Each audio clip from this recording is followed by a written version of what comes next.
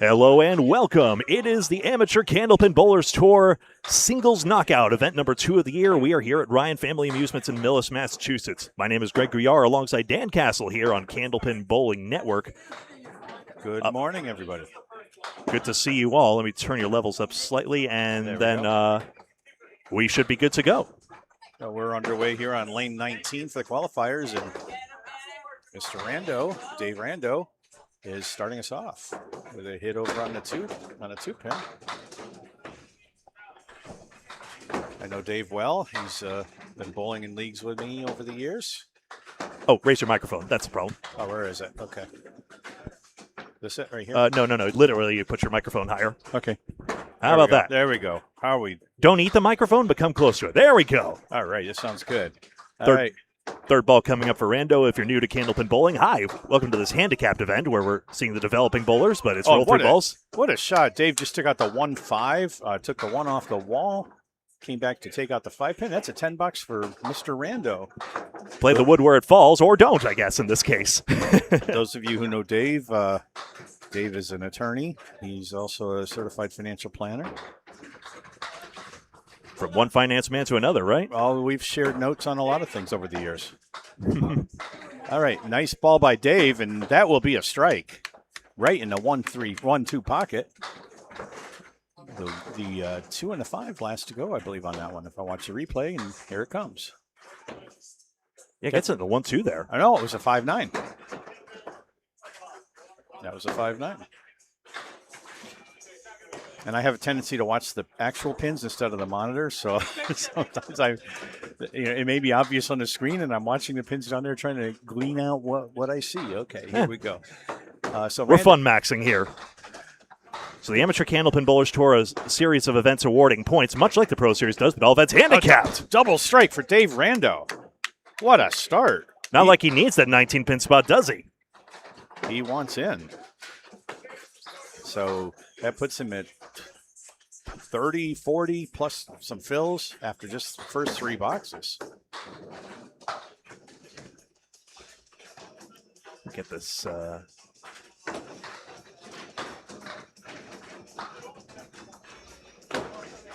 Renaud coming looking for a triple. Will we start our day with a triple strike? Let's find out. He's in there, but just misses a head pin, and it's a 4 horseman right is left. So that puts him at 36 through 2, 46 and a ball, another ball.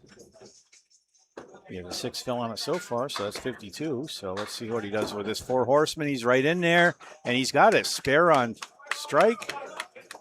So 56 through 3, 66 through 4, plus a ball. And Dave Renaud's average 108. Renaud is putting on a show. Those yellow brick syndicate headpin hits, as if the strike smudges didn't tell you that by and large already. So we saw him close out the first box, picking up the 1-5, which was an amazing shot. Strike, strike, spare. And now on the fill. And just off to the right, the Caleri, it's 5 on the fill. Puts him at 71 through 4. And you know what, Greg, I kind of like the wood behind the 1-2. It has to simplify it, surely. Just run down the horseman. Yeah, right in there. And the 4-pin denies the spare. So no spare in the 5th for Renaud, but he's at 80 right now with 1 pin left. And, of course, with the handicap, the target is to get to 130. 90% of the difference between a bowler's average and 130. But he might just get 130 on his own. And he left a pin, so his perfect game is over right now, but it's an 80-half for Dave Renaud. What a start. I'm glad I'm not bowling against him today. So tell us more about this qualifier. So 5-string qualifier to determine who becomes the top 24 in the knockout round to come. It's a singles elimination from there, but much like the Pro Series, the Scratch Pro Series, top 24 advance, top 8 get a first-round bye. All right, and you have Todd Holbrook, correct? That's right. He's going up as a B bowler on lane 19. He hit the 3-pin. He leaves up a 4 horseman plus C8.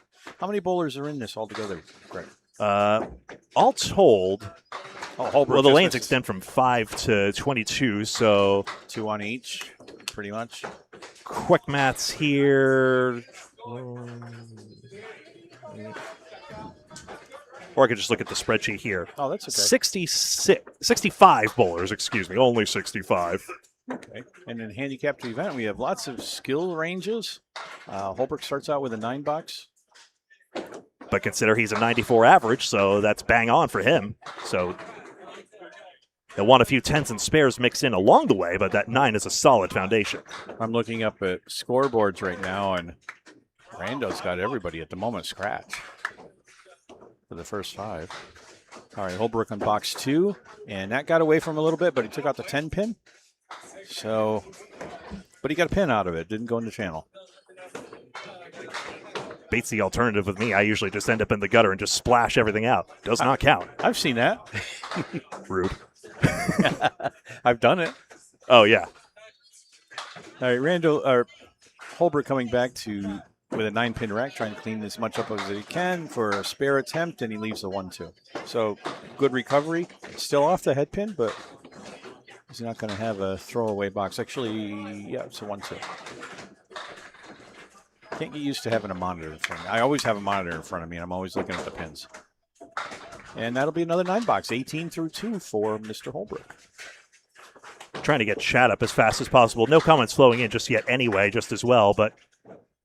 And you're on Candlepin Chat? Not on Candlepin Chat per se, but I am on Candlepin Bowling Network, Facebook, and YouTube. Okay, that's good. Todd Holbrook making an adjustment, but he adjusted a little too far, hit the 4-pin, took out the triangle on the left, and leaves that double line, I call it, the 4 horsemen plus the 2-5-9. And as I've said many times, if you put that in the 1-3, he's got a good shot of making it. So he going to the left, that usually won't take it, but he still has a 4 horseman up for a 10. Peels back one of the lines. That's right.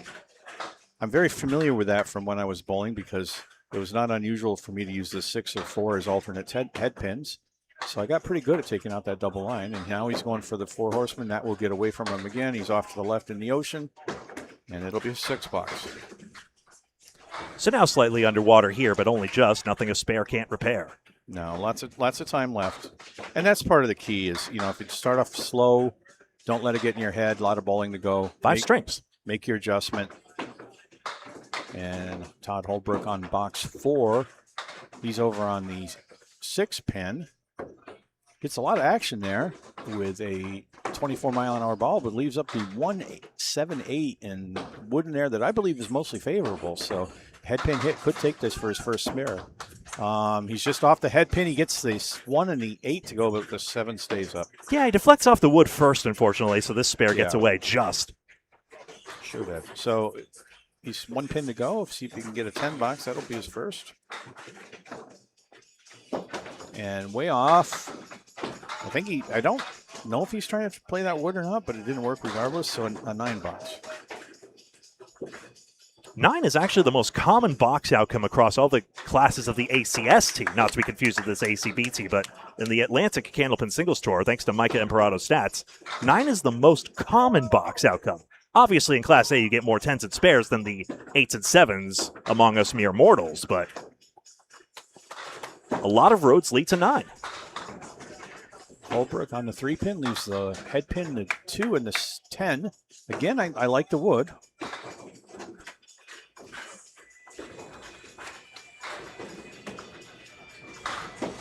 That looks good. And that's his first spare. Nice job. Took out the 1-2-10. Todd Holbrook sits down the spare with a 43 plus a ball. And you see his handicap total is 75 to this point right now, so if he can load this up and get some 10s, he's in great shape.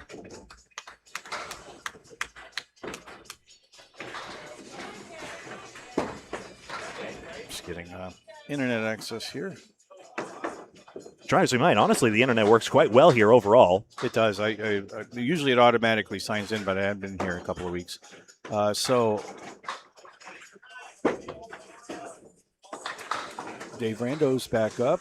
Missed a head pin. Leaves up to 1-2-7. Makeable spare. No, he just misses a head pin. I thought he had it. So Rando open in box 6.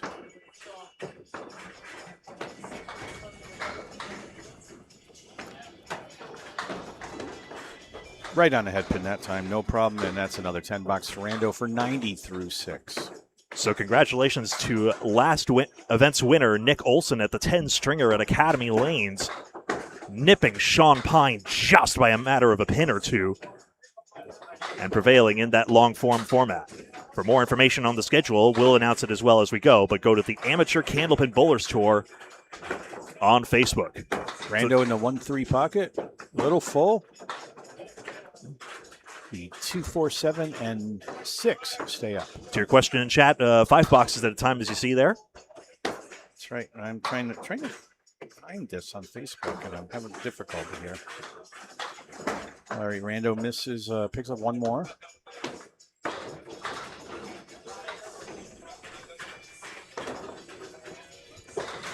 We'll rotate through as well.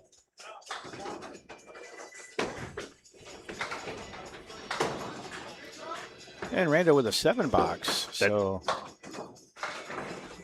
that is to say the bowlers will rotate through the lanes. So, for example, Corey Merrill, you see here, will be on our featured lanes next. Yeah, I'm staying here. We ain't moving. We're the stationary pair. All right, so Rando's at 97 through 7. Great to see you all here in Candlepin Bowling Network, Facebook, and YouTube. Big favor, please like the video so that more people know that the ACBT is live. Rando on the head pin in the 1-3. Nice ball, a little full. Leaves up the 4, 7, and the 9. It's going to be a tough one here because he's got wood over by the 9. And I don't think, even if he spins it too much, I don't think that's going to help him at all. Let's see what he does. The pins are still on the same plane after all. Yeah, he might take something off the wall, which is what he's trying to do. Yeah, he was trying to hit the 4 on the right and carry that off the wall to come back on the 7 and 9, but just missed, not by much. Again, though, an excellent string cooking, and he should be well in front of the field at this point. And he tried again, caught the wood, didn't do him any good. So 2 7 boxes in a row for Rando, 104, a little slowdown. 2 more boxes to go. Some might say you should go for the 2-pinner in this situation, but the price of science is immeasurable.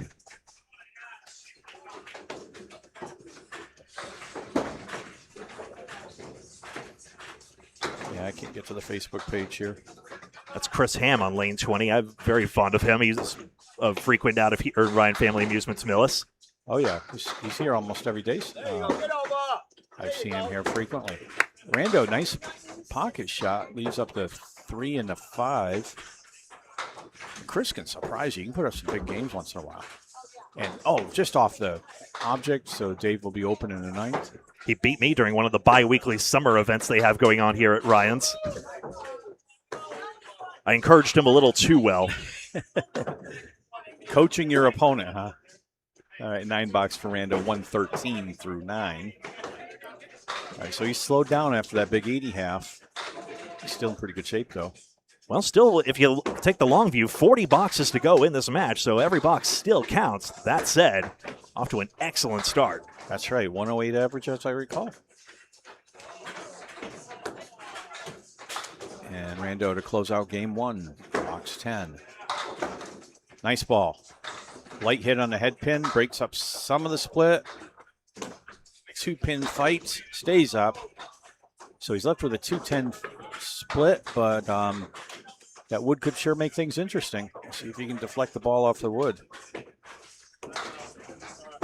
He's going for a high hit and a little too high. I think he needed to be a tad lower and just took out the 2. But nice try by Dave. So open in the 10th, open through the second half, actually. Looking for a ball deflection, I suppose. Yeah, that was the shot. And I think it had to be red line or slightly higher, and he went a little too high, not much. He did send the ball over there, but it didn't connect. So a 9 box for Rando. He closes with a 122 string. Good job, Dave. I'm pushing your level up a little bit there. Hopefully I'm not inhibiting you. No, it's all right. Don't want to disorient you either. I'm already disoriented. It's 10 a.m., but we love bowling, so here we are. Ryan Family Amusements, a lot of locations across Massachusetts as well. RyanFamily.com to learn more. Okay.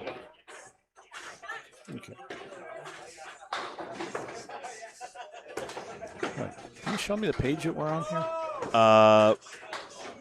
Sorry? What page are we on here? Candlepin Bowling Network on Facebook and YouTube. I'm getting nothing.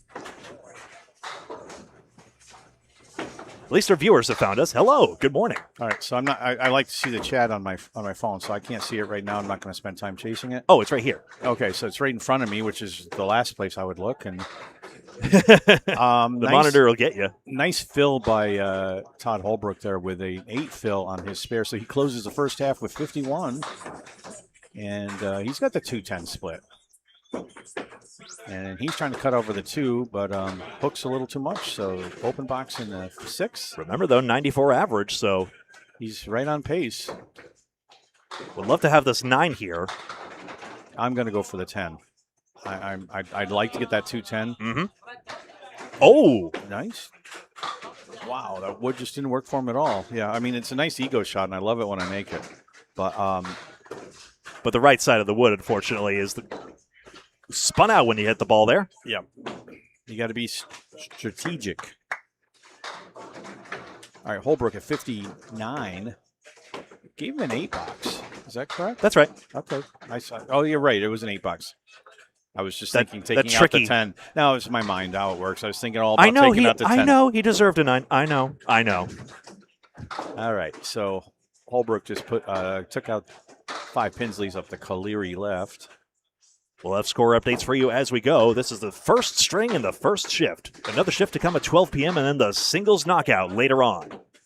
Todd's got a bit of a break on his ball, right to left. It broke over to the 4-pin that time.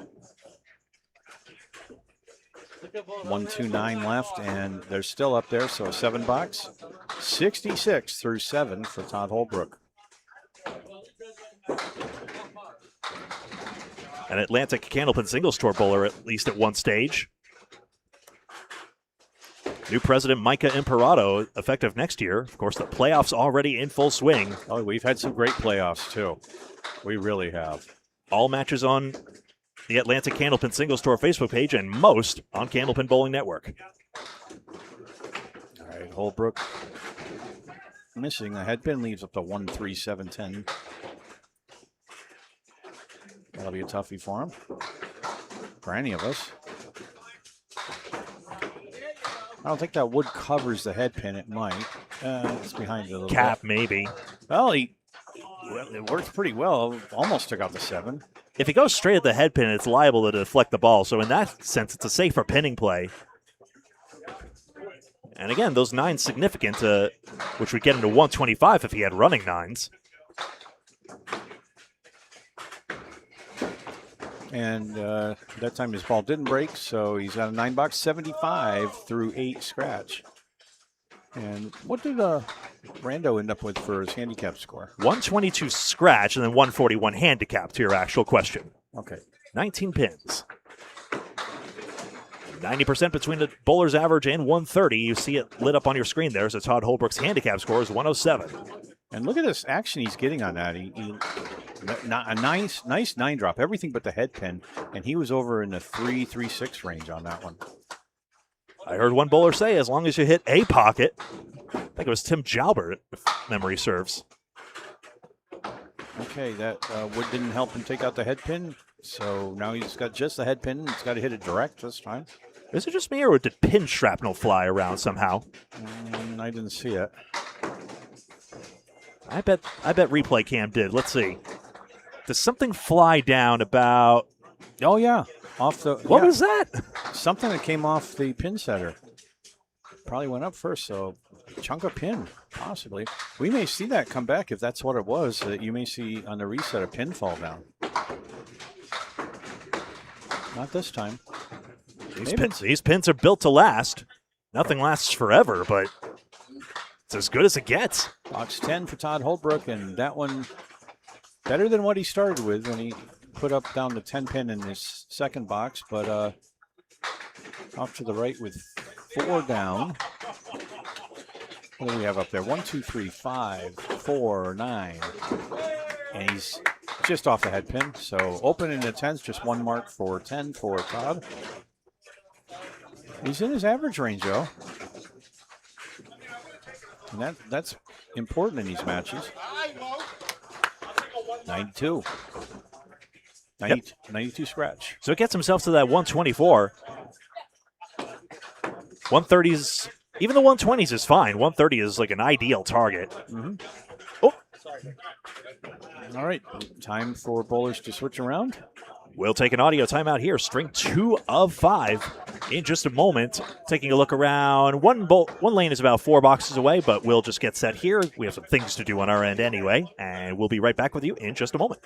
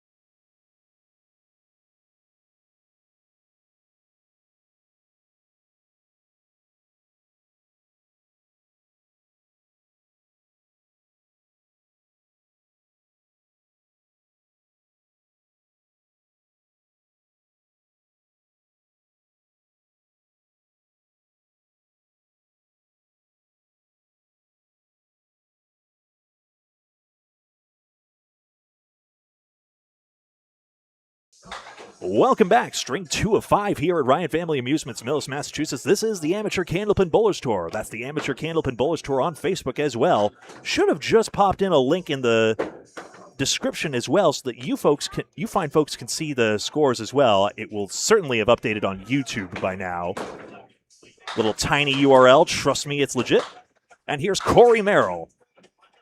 All right, nice over on the 2-pin, but leaves up the 1, 2, 6, 10, also known as a 4 horseman. 6 off spot.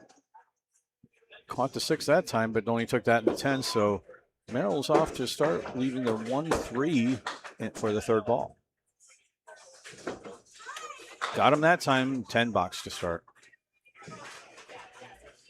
We're looking for the top 24 across both these shifts. This is the 10 a.m. shift and the 12 p.m. shift to come.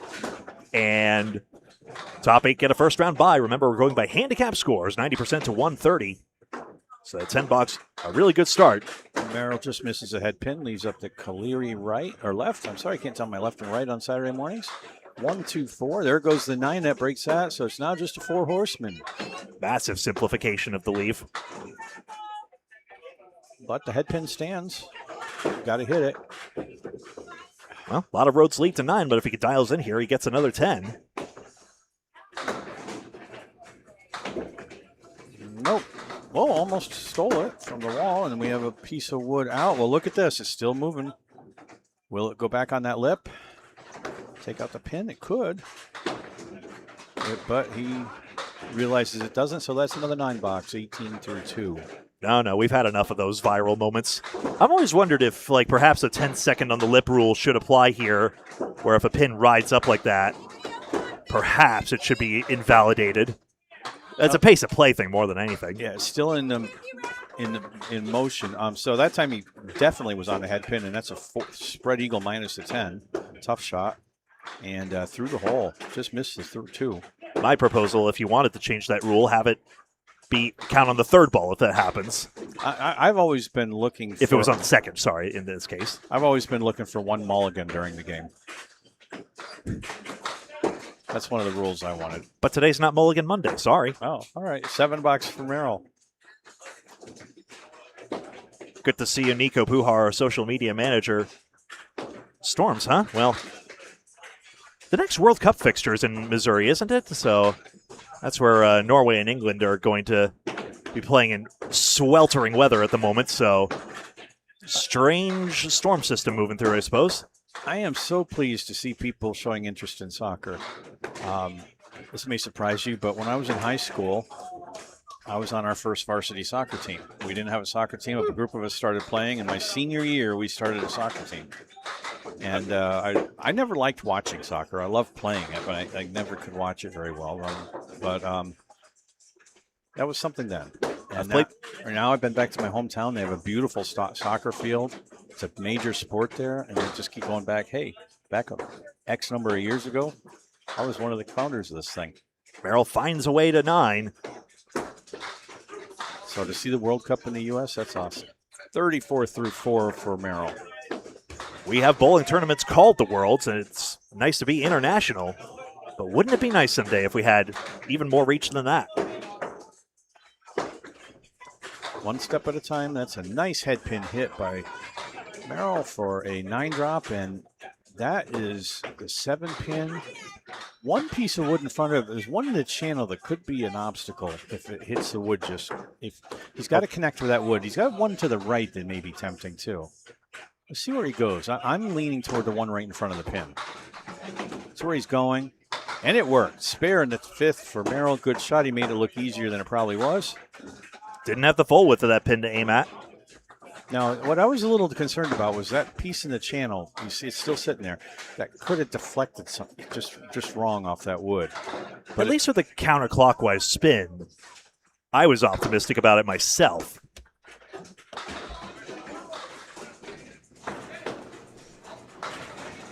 See over on 20 that Rando started with a 58, so he's off to a pretty good start. All right, Maurice Perry. We frequently hear him on these broadcasts. And he's going to start off his game, too. I don't know what he had for game 1. Oh, but I do. You folks can, too, by pulling down the description there. But Maurice Perry Had a 148 handicap total. Getting spotted 24 pins, so a 124 scratch. And I like the action he got that time. He was off to the right quite a bit. Maurice has a unique style.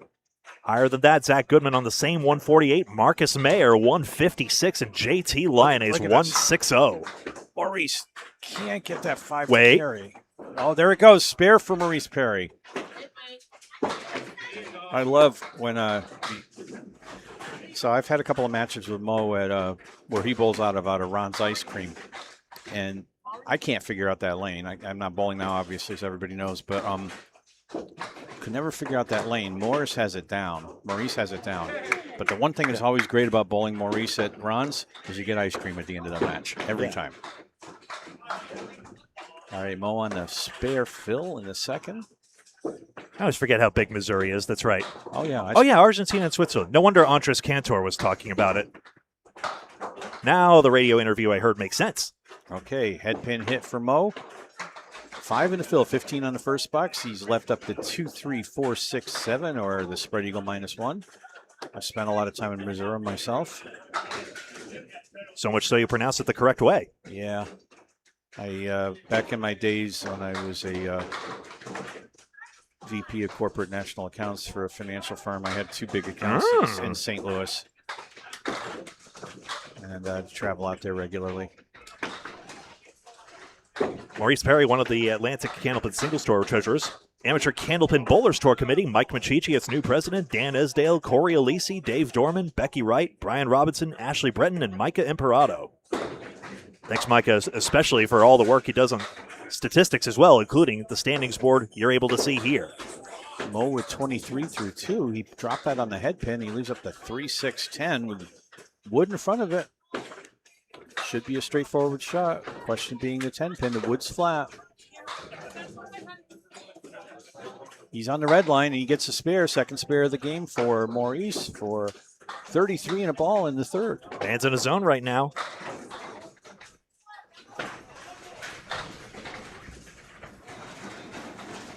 So, real gentleman of a guy, too. Maurice is just really pleasant to hang out with. Him and I have done a number of broadcasts together. We have a lot of fun. He has not taken out only the 5 pin.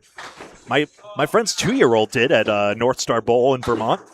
Oh, that was a falling pin in that lane. Now that brings me back to that piece of shrapnel we saw. Do we have a broken pin down there?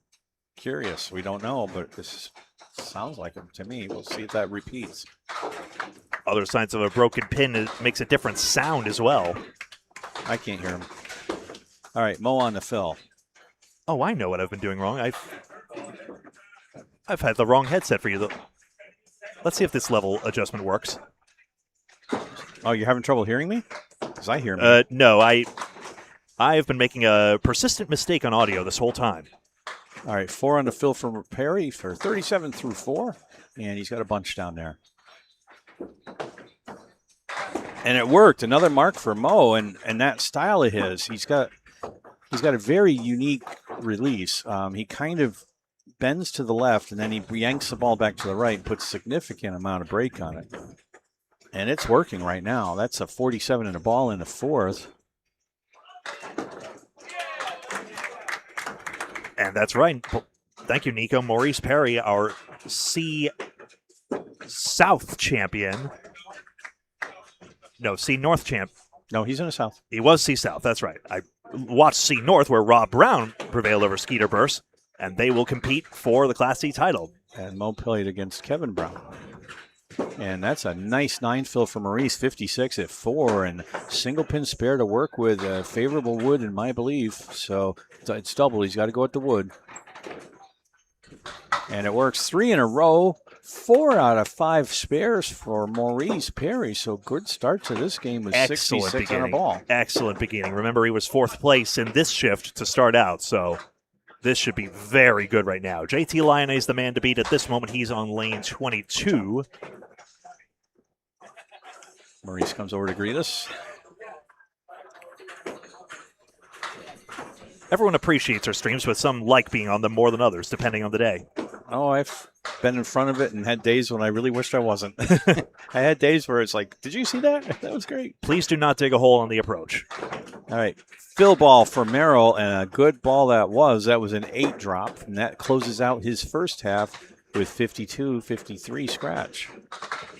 Computer's got him at 52 up at their scoreboard. And just picks up the 7 that time. So they're going to need a score correction up there, I believe, because that was an 8 fill. Oh, he's actually the fill is it was an earlier box apparently. Yeah. Okay. Yep. The fill was right. So it is 52 at the half. He had 34 at the fourth. 20, so it was a 25. It was a at 9 the box in the first apparently. I remember it differently, but the scores are what they are, and all right. Unless I'm convinced or I catch it quickly, I'm not generally one to interfere. Well, their scores are official. That's the way I put it. We will often. Ours are informational. I will, however, say something if asked. I will assume, hey, did I get a 10? I'm like, yeah. Yeah, that's reasonable. I will assume you have the authority to approach me, which makes me sound way more powerful than I actually am. Well, and we've got documentation, too. So 62 through 6, and as we saw in the Worlds in 2023, how important that was that one time when the one grievance. You mean? Yeah, that grievance, and we had to pull. You had to pull up the replays. We were there. My camera happened to be looking at a red light that prematurely activated there. 68 through 7. That was a disappointing 6 box for Merrill.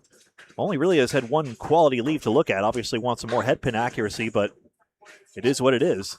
All right, he's had a couple of splits down there and things that look like splits.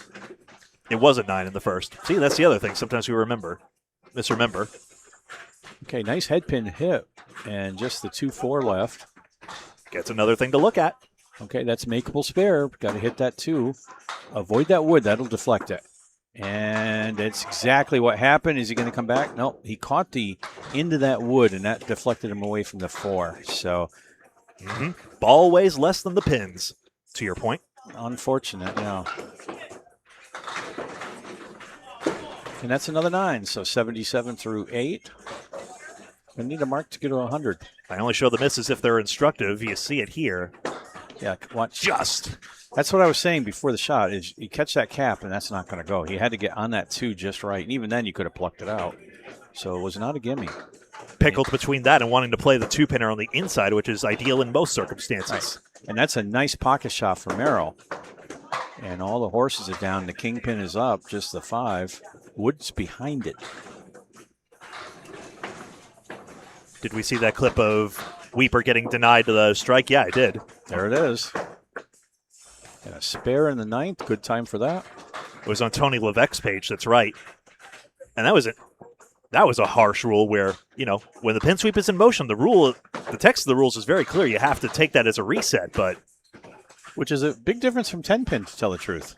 10-pin? Yeah. If duck pin does the same. You can keep the pin, the sweep can be in motion. A pin goes down, it counts in 10-pin. Exactly. Duck pin also says it only is negated when a contact's a pin. So 87 through 9 plus a fill ball for Merrill, and here's the fill ball. In there, light on the pocket, but that's 9, that's 10. Worked. 20 box, good time for that. 97 through 9, 107 and a 2-ball fill. Massive finish here, and now, just like that, boom, into the 130s, you would think. Based on handicap total again, which is how we score here at the Amateur Candlepin Bowlers Tour. An approximately monthly series of events.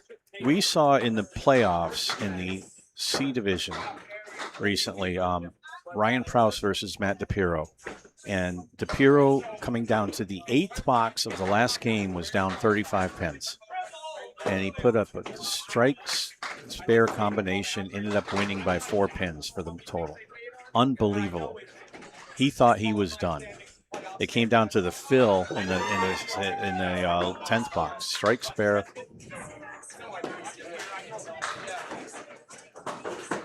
And on the first fill ball, he's got 5. And the ball was tailing away at the last moment. That's such a harsh thing. And a 9 fill, maybe 10? Don't button it too soon. There it is. 10 fill, and that gives him a really great finish for a 117 scratch. 137 handicap. And he struggled through a couple boxes there. That would have been the 10th place score in the last shift just now, again on handicap. That's keeping your head in the game. Mo Perry coming up. Scores are updating as we go right now, so.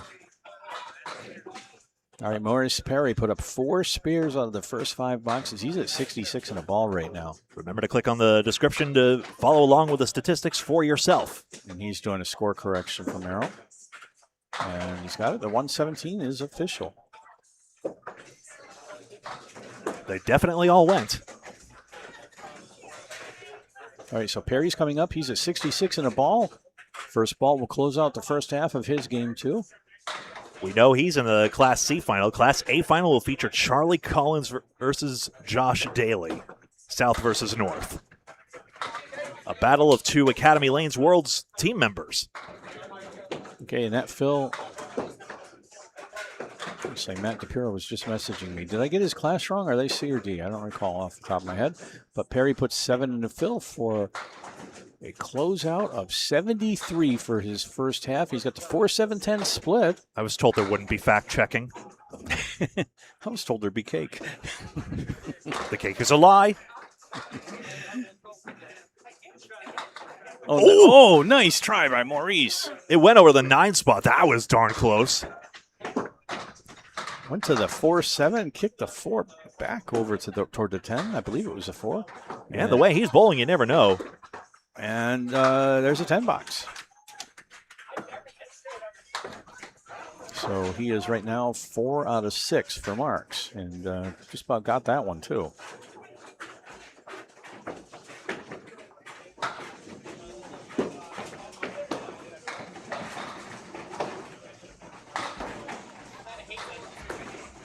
Box 7 for Maurice Perry. Bowls out of Ron's Ice Cream in Hyde Park, Massachusetts, and he put it on the head pin, leaves up a banana split. Speaking of ice cream. How timely. He's not happy with that, though, but that's a 4-6-7-10 split. Pair of wood doors in the middle, and tried to split them. Tough to do. Yeah, Nico, I said C, but I'm pretty sure they're C. Maybe they're B. Now I got to look it up. I'm losing my mind here. And Maurice with a 9 box. So that is 892 through 7. Sorry, through 7. Through 7. And I'm taking a look here. I just saw a massive score drop. Joe Jocelyn is being listed as a 192 handicap right now, which would be a 170 scratch for him. I'm just checking in here. Perry puts that in the 1-2 pocket and leaves up the 3-6-10 line. No wood to help, unless he does a fancy play of the wood off the left to the wall, and I don't think he's going to do that. But yeah, Jocelyn at 170 in lane 15. Incredible. And Perry open in box 8. Looking for the top 24 to advance to the singles knockout round. Class B. Okay, thank you, Nico. I didn't have that right in front of me, and there's some things I have encyclopedic knowledge of, and remembering everybody's class all the time, sometimes I don't get that 100% correct. 100 through 8 for Maurice Perry. 2 boxes to go in game 2. We're flooded with information, but we do our best. Oh, bouncing ball. Still got the head pin. Spare leave the 2-4-7. And we already saw him make the 3-6-10 with a plank in front. Yeah, and I like this plank. That looks like a snowplow. I think there's some risk of it not covering the 7, but we'll see. The center stripe. Yeah, he got to hit it, Maurice. So he put that one in the channel and nothing goes down. But he didn't lose any pins either. That's the bright side. Maybe he didn't know. I think he knows. Because there it is for a 10 box. And he knew. Everybody knows when you throw it in the channel. Well, he's 110 through 9. Scratched to 137 last time. Still could get a 120 here. This is Incredible bowling, and very likely could get a 140 here, scratch, technically. Triple strike. if. Another bouncing ball. So it won't be a triple strike. And it's a split. So nice head pin and a split here. That's a 4-7. And yeah, I don't like that wood. Hit it low, maybe. That's to the right. He's going to the left. Oh, that was not a bad idea. He gave 2 shots at that 7-pin without an effort. Made me a believer for a half second. Maurice is wise. And that'll be a 9-box for a 119 scratch. So slow down from the first half, but you can also look at it as a nice foundational first half. Yeah, ho-hum, only 143. And there we go. Scores are updating here. You can follow along, and we will be back with string 3 of 5 in this first shift in just a moment. Be right back.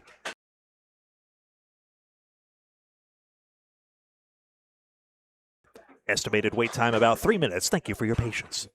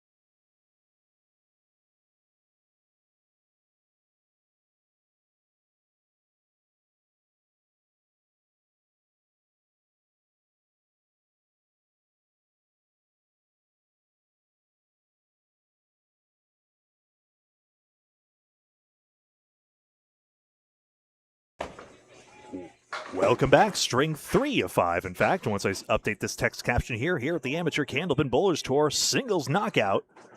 Still in qualifiers, the first shift. Third string here at Ryan Family Amusements in Millis, Massachusetts.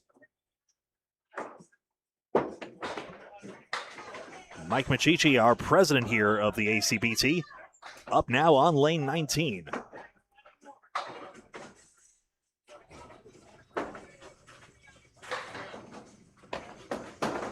ACBT, a series of approximately monthly events, much like the Pro Series, but all events handicapped 90% between a bowler's average and 130. Looking for the top 24 to advance. Mike Machichi, the captain of Team Academy Lanes. Men's Worlds team, as you see on the back of his shirt. The championship winning Academy Lanes teams. Tough start to begin. A much stronger bowler prior to 2020, but COVID-19, what a strange time that was, wasn't it? Just got us all completely out of our routines and probably contributed to a lot of bowlers' averages going down.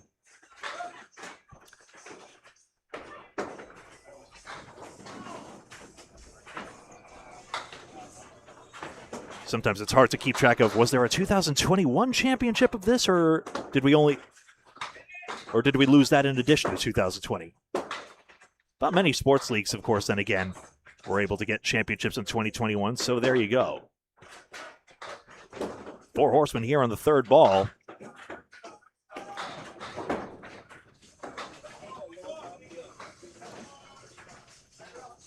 Taking a look here at the standings.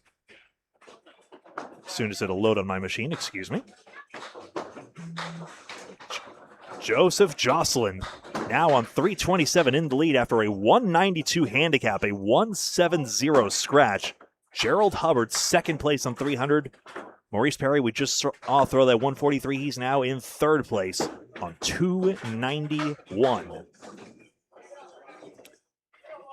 Zach Goodman, 148 and 140. He's in fourth place.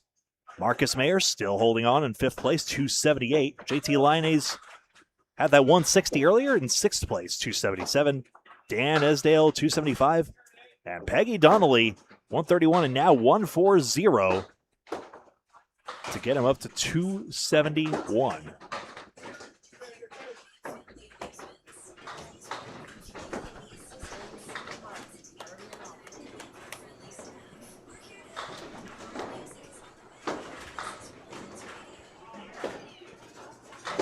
Greg Gouillart here. This is Candlepin Bowling Network. Please like the video so that more people can see it. This one is labeled on the head pinning. My gosh, I thought that was all going to go. 4-pin for Cheech.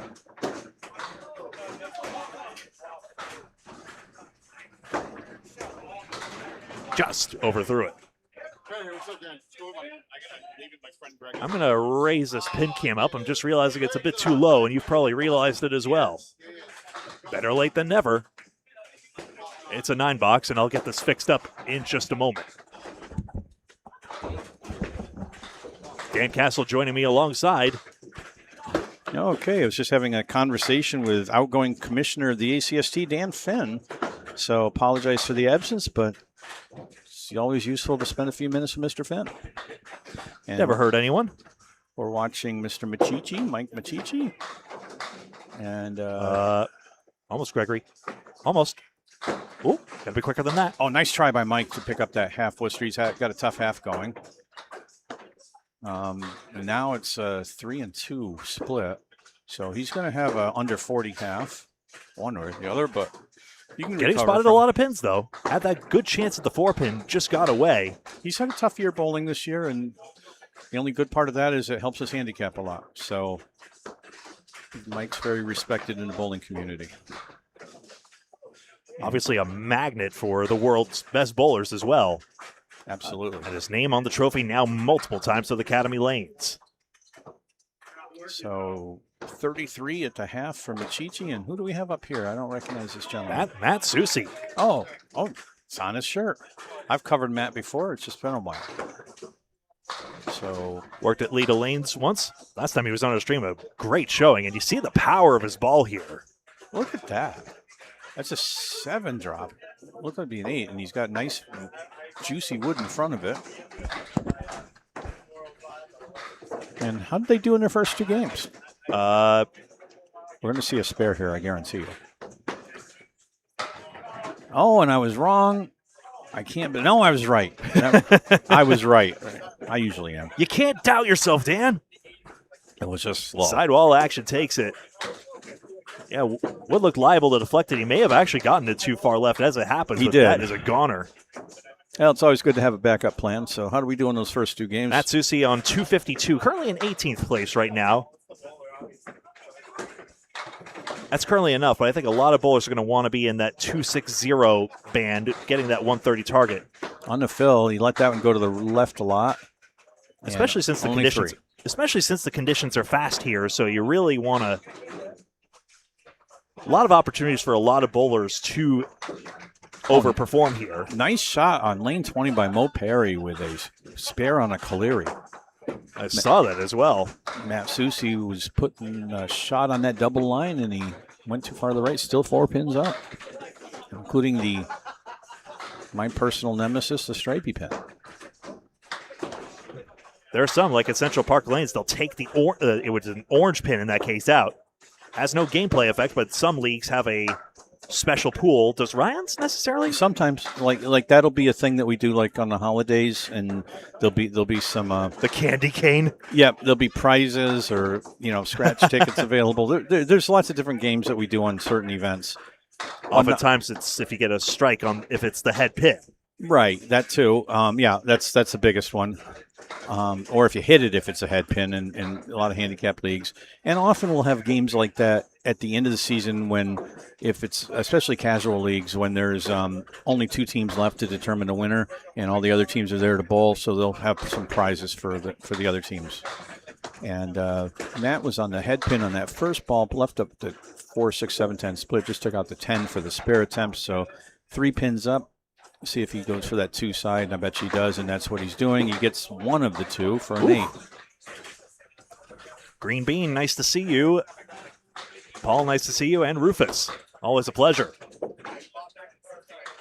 10 a.m. shift, 12 p.m. shift to come, and then the knockout round. Singles elimination, singles knockout, excuse me. Elimination means something different. That you'll see tomorrow at Exeter Lanes when the bottom half of the field is cut, but that's not this. Okay, Susi's at 28 through 3, under par by 2. See what he can do here. Off to the left on the 2 pin. Got a mess. 1, 2, 7, 8, 10. No wood to help. Tough to be missing that 3rd row there. This would require some circus magic. It can go. I've seen it done. And I think the best bet's to put in that 1-3 pocket and get some action going. He's taking just the head pin that time. Ooh. The dream shot is you get it into the 1-3, head pin into the 7, ball takes the 3. And something, and they all go. And then the pin goes into the 10, and the ball goes to the 8. That's the dream. And that'll end up being a 6 box for 34 through 4. With a mark, he's not happy. And that's the drawback. Obviously, lively sidewalls we've seen take a couple of marks as well, but in other cases, the rows get blown out. And then you're left with a very skeletal leave on the 3rd ball and potential for a tough box like that. Strike by Maurice Perry in the 5th box of game 2 at 3. So he's going to have another 60 scratch half. He's just cooking right now. Susi on the 3 pin leaves up the 1-7-8. The sidewalls here really are not juiced. In fact, I wouldn't consider these lanes juiced at all. They're just very well maintained. And not too many years ago, they were converted to composite. I don't know. I'd hate to guess. It might have been 8-9 years ago, something like that. And but they're very well maintained. There's nobody brought in the sidewalls or anything like that, as far as I know.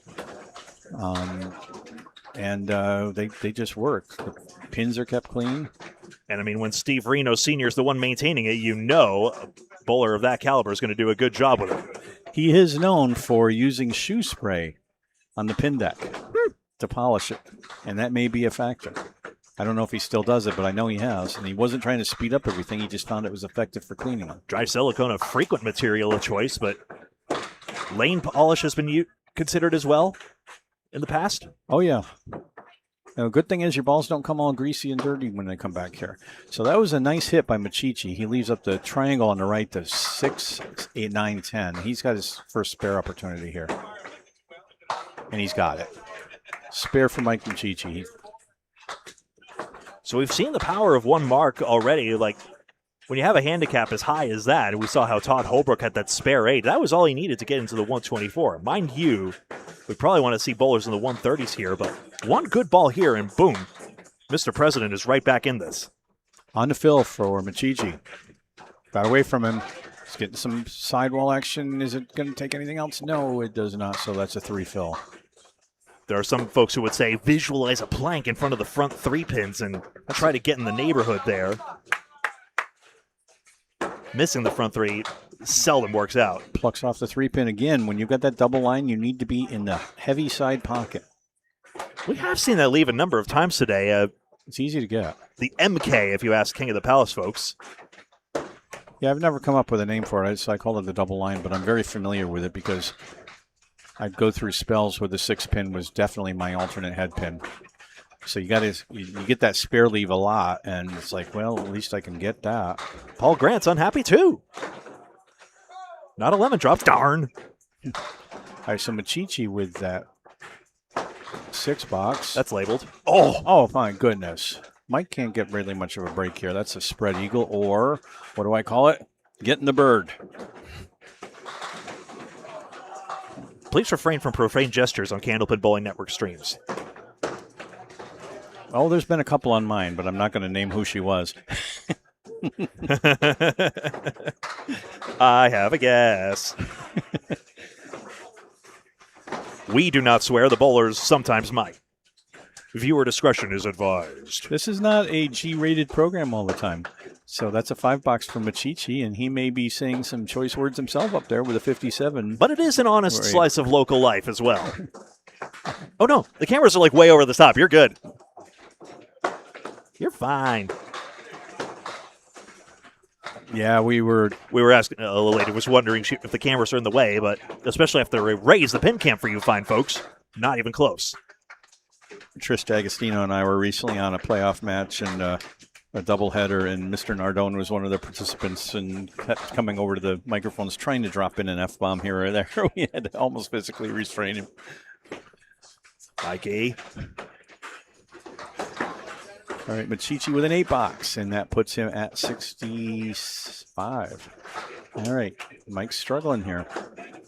Again, one mark here, he gets into the 120s, and he has a fine foundation to build on here. And that's a key thing for handicap tournaments. Keep your head in the game. Don't worry about what the guy next to you does, because they may throw what you feel is a big game at the time. But with your handicap, if you're been having a tough season, you may actually beat them. Machichi leaves up a decent spare leave. That's a check mark. The 2, 4, 5, 7. That's very makeable. Oh, just missed the object. Okay, nice try by Mike. That'll leave him some work to do going into game 4. But he closes out respectably with a 9 and a 74 string.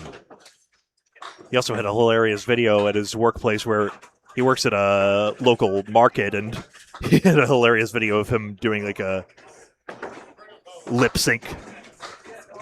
I don't even know what the plot of it was exactly. Something, something, Puerto Rico. The man's a delight. He's a character. What's that, with his handicap? What's that do for him? 115 total. Okay, that's an overslide on lane 20. I'm afraid. Yeah. Don't worry, you're not the featured lane. You're good. Did Mo foul on that one? Yeah. That was a fill ball, too, on a strike. All right, well, he gets the rack back up again, and Susie coming back. He's at 43 through 5. Nice head pin hit and drops a bomb. No, almost no doubt about that one. Holy smokes. Yeah, one pin a little slow, but that was a That was a Brooklyn side hit. He went right to left as a right-handed bowler. He came in on the 1-2, and watch this go. I believe that was a 9-pin last. It was. You know, I got called out at one point for my crossovers leave kings thing of well, don't strikes happen on both sides of the head pin? And I looked back and I'm thinking, yeah, probably fair point. I think if you historically for me as a right-handed bowler, I got more strikes in the 1-2 than the 1-3.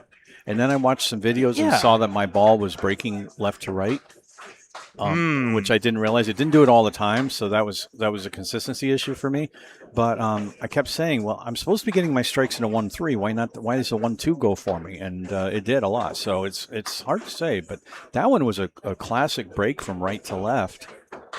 Yeah, in Susie's case, that break is pronounced there. You start on the left side of the lane, don't you, though? I've tried to get more to the middle over the years. I mean, I haven't bowled in over a year, but that's the thing. But I do tend to drift toward the left if I'm not watching it because that feels natural to me to release toward the middle of the lane. And I have to really physically force it to get back down in and get my ball where it should be. And we see Maurice Perry as well doing the same thing. Well, I was just commenting earlier on his interesting style because if you watch Mo on this and he leans to the left and then he brings the ball back to the right. And first ball for Susie is a 5 in the fill. So you watch, he's got that left lean and then brings the ball back, and it works for him. His ball looks a lot faster than it is. He's about 27, 28 miles an hour. And that gives Susie 8 on the strike for 60 through 6. But 7 fill with a sleeper, indeed. Oh, is it? I'm sorry. Yeah, Surprise. but you're looking at the screen. I always look at the pins. It's just habit. You looked at him just the wrong way. Well, with the screen, you get a much better visual because it's easier from this distance to miss a pin that's straight back. So 8 on that box. Hopefully you folks agree. Well, I get the math right. I called it a 60 fill completion for the box, but that's 68 through 7. I love pen and paper scoring, but man, is it nice to have a monitor when we're streaming. Yeah, I'm working on my own pin cam stuff. All right, Susie in box 8. Just misses the head pin. Oh! And he gets it anyway. Thank you. He doesn't believe that one himself. Let's see what lively bounce this one takes. Perry for a single pin spear over on 20, and he misses. That was odd. How did that happen? 2 in the 1 tagged. Want to see it again as long as he hasn't reset yet? It's still waiting to reset. Let's watch that again. That was it came in to the right, right? Yep, on the 2 pin, no touching of the head pin, and then back to where on the rest of the pins. Wow. There is I do like the pace of play rule, and I wish more bowlers heeded it in the Amateur Candlepin Bowlers Tour, which is actually much like old school bowling. You were not required to go box for box during qualifying, which the lanes aren't really attached here. So, no, I always prefer to do it because I like the pacing. To me, it's so when we're in this or the OAM or other things like that, I'll get away from my natural tendency to want to do box by box with whoever's next to me. That might be my engineer's mind or something still. The point is to bowl you don't have your pace, generally. Right. But I don't want to rush. And sometimes and I don't want to go too slow. So I try to keep. Wow. Spare on strike for Susie for a 20 box in 88. In box 7. Now the chance to go into the 130s. Excellent shot. Box 8, sorry. Great comeback from that 43 half. We've had 2 strikes and a spare out of 4 boxes. I always get worried when the pin goes across here because it's so tough to get one skinny stick to land into the other skinny one. But the fact that Susie just snaps it over, that's what makes the difference here. He's throwing 32, 33 miles an hour, and that puts a lot of kinetic energy down into that system. He's another bowler. Maurice Perry with a strike in the 10th over on lane 20. Sorry. He'll have a 102++ in the 10th. On the fill for Susie. On the 2 pin. Doesn't matter. He almost pulls off another strike. But that's 9 on the first ball. That's on a spare. So 107 at the 9th. Another spare opportunity. Who needs the stinking head pin? Well, he's got some tricky wood, but I think it'll go. And he gets it not the way I was planning. Can you replay that? That was interesting. I was going to go for the front wood. I hope I can. Yeah. Yes, I can. Watch where he goes on that. He goes way to the right. So he bypassed the wood in the front, and I thought that was the play. I was just worried about that angle. I'm going to ask him myself if he meant to play it there. It worked. Doesn't matter. It's all the same on the score. He's at 117 in a ball off of 43 half. And he puts 9 on the fill for a 126 game. That's an amazing second half.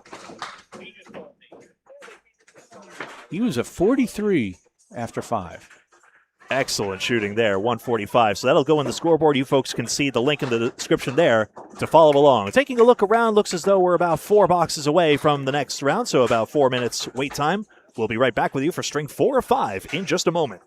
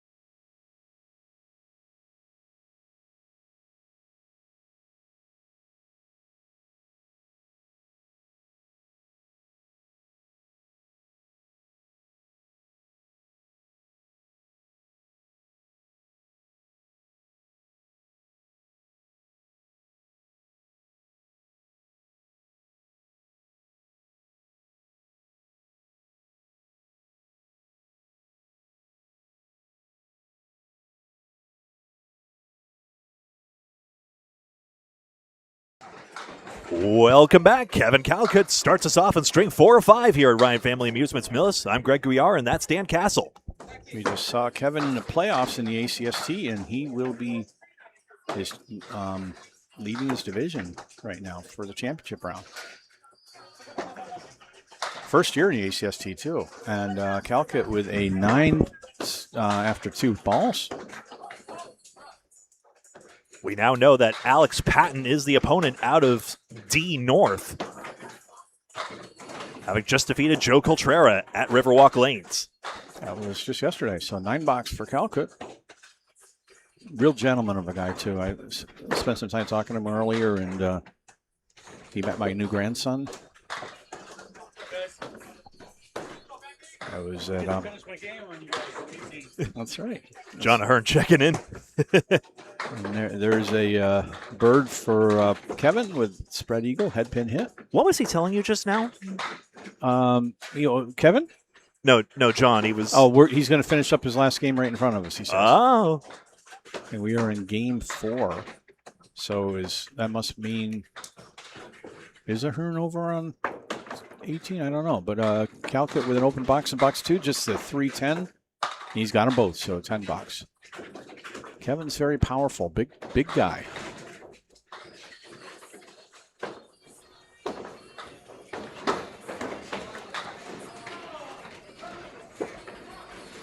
Real gentleman of a guy.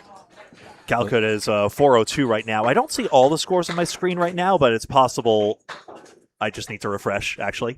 Kevin's involved in a lot of public service, and just a real play. If you ever get the chance to spend some time with Kevin Calcutt, take advantage. He's a great guy to talk with. And he's got the 1-9 left up for the spare bid, and no, he sends a pin over to Mike Machichi. Says, Mike, here you go. Ends up in the channel, does not interfere with Mike's play, so Mike gets to continue that box. He said, I would like to reset. Oh, Calcutt's got a single pin left, just the 9, and it's gone. Excellent pinning to start it off. We had an interesting semifinal match with him, and I'm trying to remember his opponent off the top of my head because I'm losing my mind. And it was really bizarre to see the first game go 117-70, and the next game was similar the opposite way. And Kevin ended up coming out on top. Calcutt with a head pin hit and a check mark. Levy's at 29 through 3, and makeable spare here. That's the 2-4-5-7. I call it the check mark because if you look at it from the top, looks like a check mark. Oh, yeah. That leaf's sort of crept into the vernacular by now. Well, it makes sense. That may have been a Bob Lee. Your hit. Come on, 5-pin. Not at all. I heard it first on Classic Candlepins, in fact. Oh, okay, so it's an older one. The Riverwalk Lanes show. I see it's stairs for our troops. Stairs for number 4, letter R troops on the back of his shirt. Apparently a stair climb for supporting nation's injured veterans. Like I said, Kevin does a lot of different public service work. Literally climbing stairs. Looking at him, I could see him surviving that. He's got to be about 6'3", something around that range. He's a big guy. And he's at 38 through 4, looking for his first mark, and that one goes off to the 4-pin. I expect he'll be moving up divisions in the near future. Well, a lot of ACST bowlers, not to be confused with the ACBT, that's today. A lot of ACST bowlers tend to move up classes when they go deep in the bracket. Yep. Makes a lot of sense. Needs an out here. The only thing I saw with Kevin's game is that there was some inconsistencies like we just saw, because he can be right on and then right off. So once he hones that in a little bit more, he's going to be moving up, just in his average especially. Now, what's his average for here right now? His average, well, if he's getting a 24 handicap, then it would be 103, I believe, yeah, or thereabouts. And that's a D division bowler. So 43 through 5. That was a 5-box. Very disappointed in that. No marks. And who do we have here? Now David Braid. Okay. I don't know David. You might. I do not. I will have to ask him. Apologies also if I'm mispronouncing the name. All right. Nice. Well, he had the 189 with a lot of wood in between. Now it's just the 1-9. His speed is too fast for the Ryan speed gun.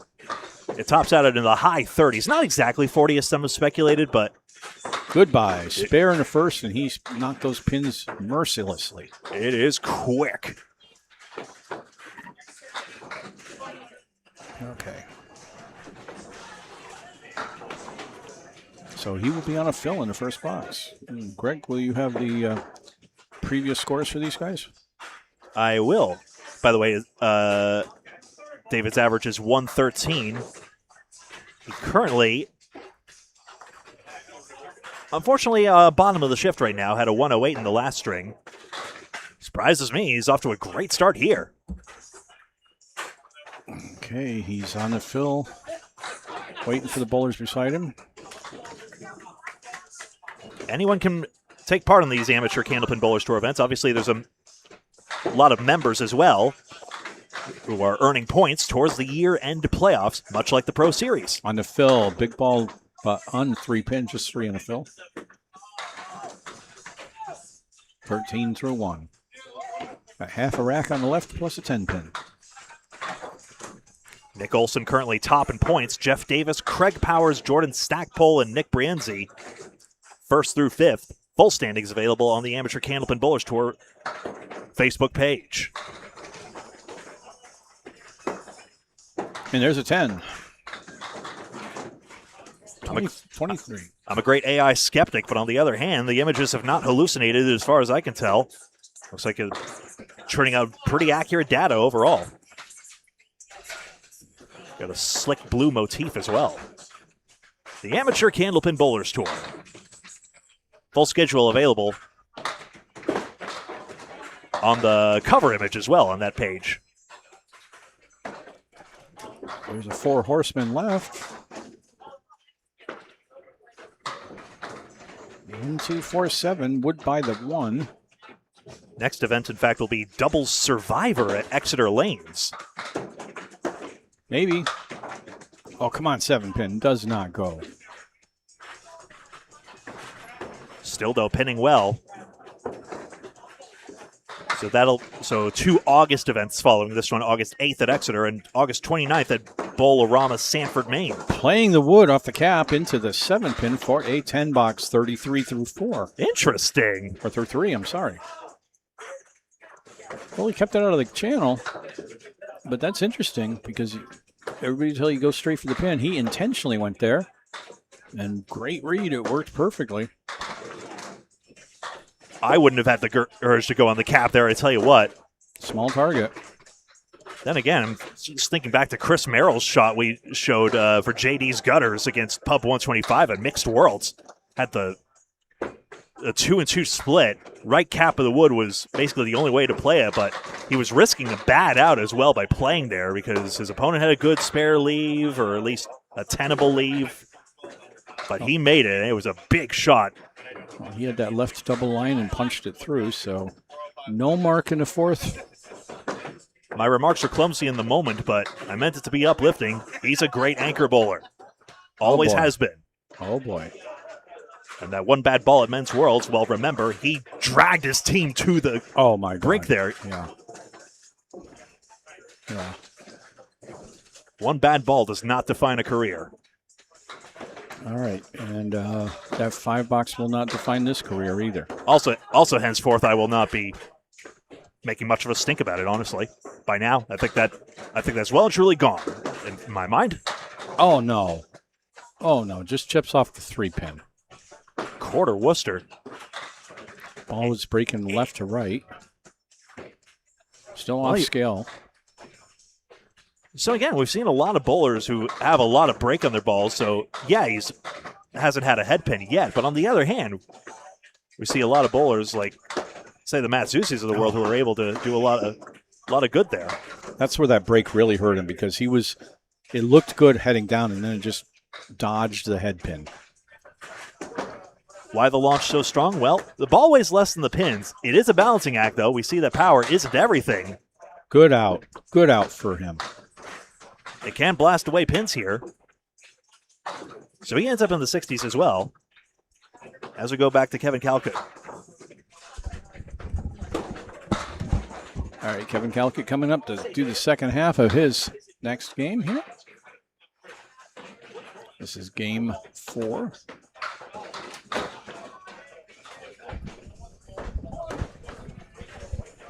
Calkett's at 43 at the half. His first ball is just off the head pin on the 2-pin side, and he takes out everything but the 1, 3, 6 in a line. Some wood edging up there. It would be helpful as a guide, but it's not going to be there. So he's got to shoot at it clean. Still looking for a mark. Oh, come on. He hits the object too full. Plucks off just the head pin.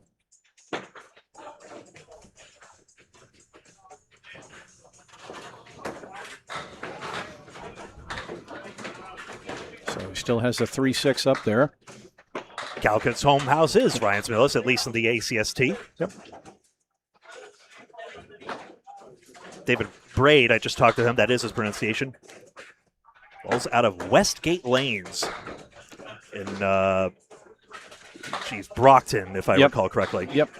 Largest house that contains Candlepin Lanes. Academy Lanes has the most lanes of Candlepin under 1 or technically 3 roofs. I've done some matches there, and it's a nice place. In fact, I think one of our upcoming bowlers might be one I covered there. I have to look again. Calkett was off the side, still looking for a mark. Does not get that 9-pin to go. So we'll be markless through 7. Now maybe play the wood. Maybe. I guarantee he's doing that. No, he's not. He's going for the pin. Interesting. Well, that's what you're supposed to do. If you can see the pin, shoot the pin, but... This game is a heck of a lot easier sat in the chairs we are. I thought with the left to right break he was playing the wood there, but then again, maybe the camera angles... It's not only that. I mean, a lot of times even bowling, you can see the shot, but can you execute the shot? There's 2 different things. You know, you know what you're trying to do, and it just doesn't work sometimes. You miss it, and it's very frustrating because you know it was there. Kevin off to the right on that one. Still has 7 pins up. Now he's got the 1, 5, 8, 9. That's really pretty when it goes, but it don't go very often. By the way, Joey Jocelyn threw a 151 handicap, so he still has the lead, 478. He's quite a way ahead. 32 pins cleared of Gerald Hubbard. 8 bucks for Calkett, 70 through 8. Oh, it's a set. Oh, I'm sorry, Sleeper. 7 bucks. Yep, 7 bucks. Don't sleep on the sleepers. Zach Goodman and Maurice Perry 2 pins apart, 426 and 424. Dan Esdale 414. He's been solid. JT Lyonnaise still had that 135 in the last. A good string, 412. Dave Yagi throws 159 and catapults himself to 7th, 407.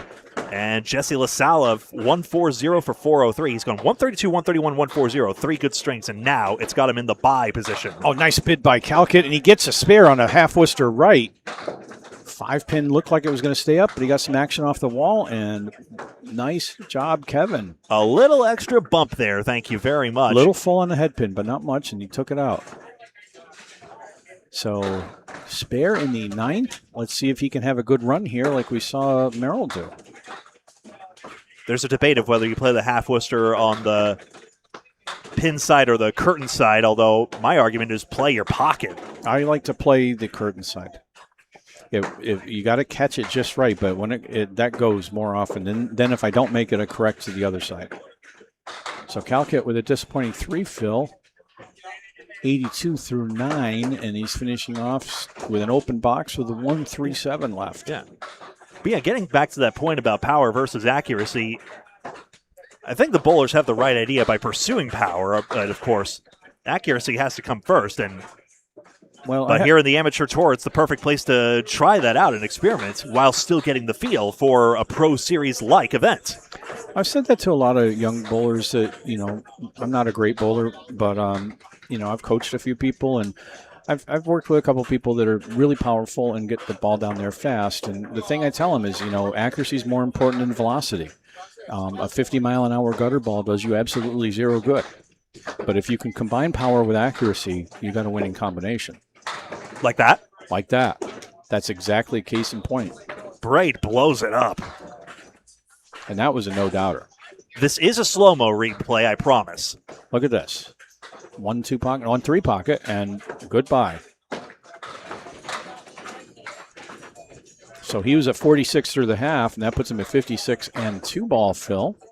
Again, his top handicap score throughout the event is 123. We may be about to see him at his best. 2 marks already.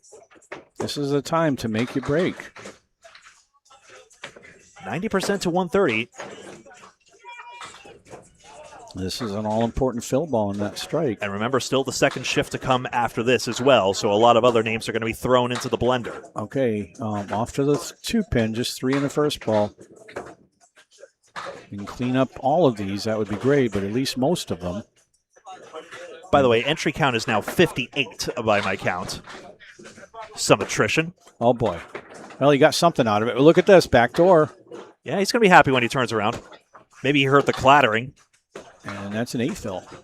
So 64 through 6 puts him over par anyway. He's got the 1-3 left. Opportunity to make a 10 and come into the next box. And he'll take a 9. So that'll be 73 through 7. 3 boxes to go. There are some 10-pin bowlers, big ball 10-pin bowlers, who will be able to guess the pinfall just based on the sound, which is impressive. I don't know if that's possible here. That very different classy sound that you have in the 10-pin lane where I grew up.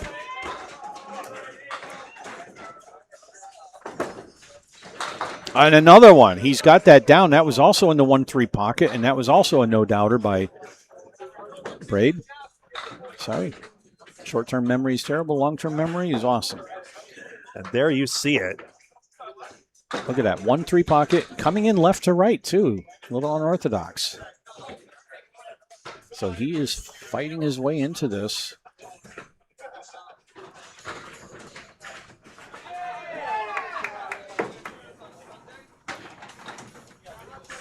That's 2 out of 3 were strikes in this second half so far. 83 and a 2-ball fill. Here's the first fill ball.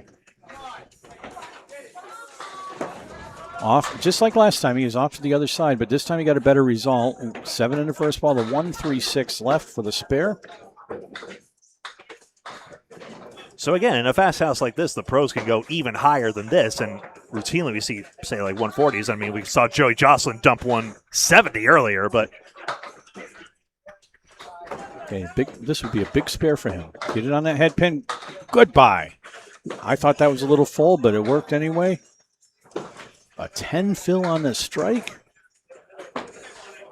And that brings him up to 93 through 8. 103 in the fill on the 9th. A good 10th box could put him in the 20s. So, I mean, it's a low marks game as it is for anyone. So the fact that both his headpin hits have clobbered, and I mean clobbered the rack, I can see why it's a technique worth going with, honestly. Does it again. 3 strikes in this half. Strike on spare on strike. Bro's had 3 headpin hits. They've all been hammers.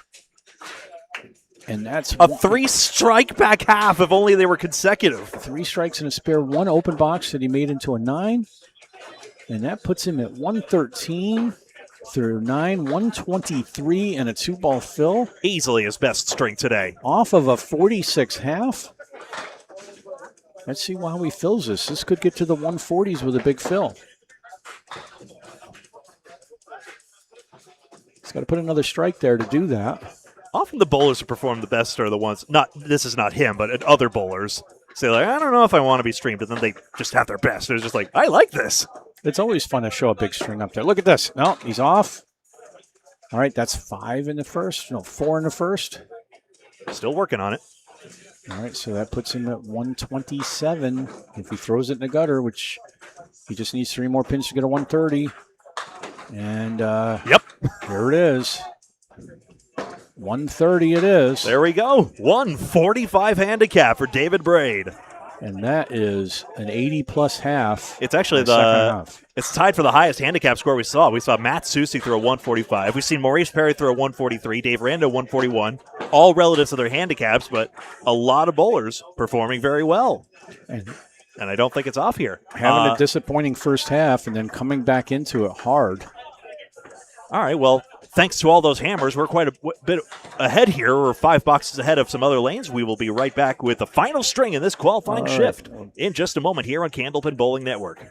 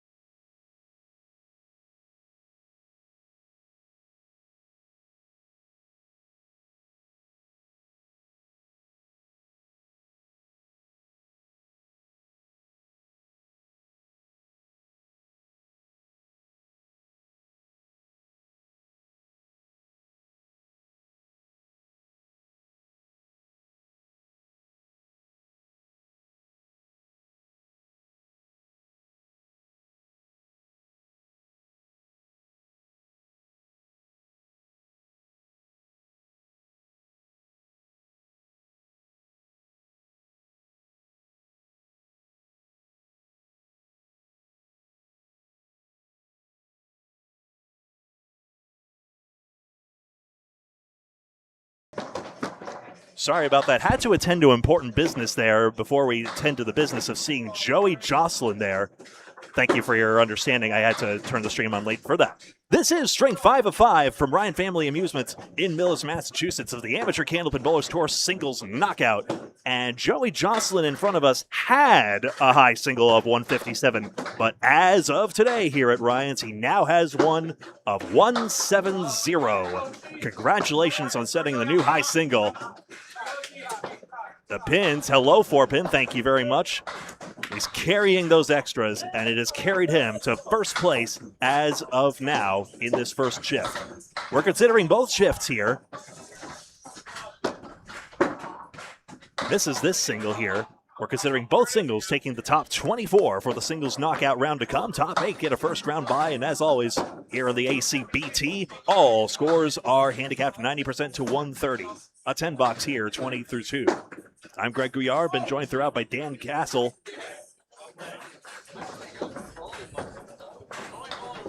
Might have Duncan McDougall joining alongside as well, but he is currently busy bowling the 10 a.m. shift.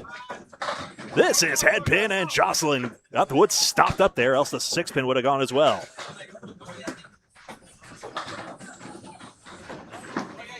Chuck Zanaboni, nice to see you in chat. And hello to everyone else.